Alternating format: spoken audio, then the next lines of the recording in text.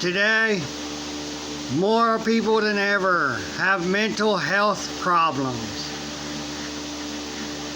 Jail or prison, when you're put into them, it fucks with your head mentally. You can't go anywhere. You can't play on a cell phone. You can't watch a TV. You can't really talk to anyone else because you don't know who these people are in jail, because there are a lot of people that are violent that they arrest and throw in jail and county. So it was reported yesterday that a young man who was adventurous and everything was arrested, and because he was mentally treated horribly in jail, he tried to take his own life, and then he died in the hospital, or he's still in the hospital. But jail is a mental health problem. They don't clean the cells of the jails. They don't feed you, good food that you get at home.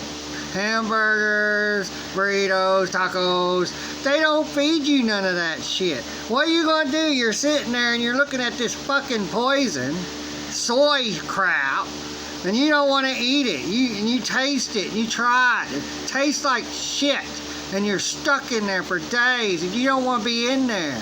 And then your mind snaps, because you're not a full-grown man who can cope and handle this stuff.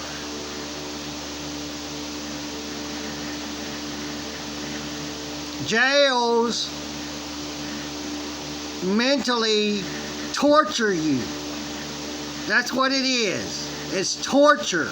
Cuffs are torture. They hurt when they put them on you. They make them to where you can't slide out of them, and they grab your wrists. They grab them.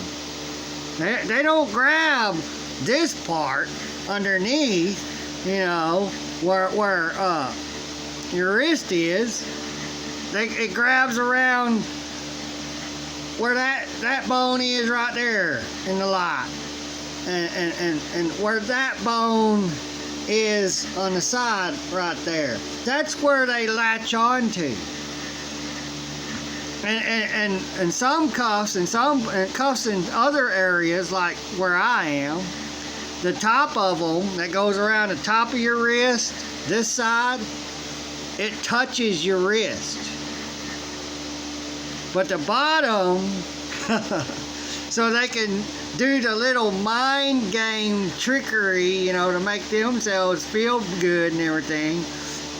This side, the cuff is round a little bit, so it don't touch the bottom of your wrist. And so they can stick a finger in that part and say, I can stick a finger in there. And if you try to tell them, no, stick a finger on the other side, that's where it hurts, they won't do it. I can stick a finger in there, it ain't tight. Us ones with big old wrists, us big, tall people, 5'8" and taller, those cuffs grab your wrists, and they hurt. And if they don't grab your wrist, they can see if it'll twist, they'll latch them tighter. So they grab, and they hurt. They're not like the cuffs of our parents' and grandparents' days, where they were round and you could at least move your wrist like this inside the cuffs, and they had a few links on it so it can twist and move. It only has two round things that clamp together, and that's it.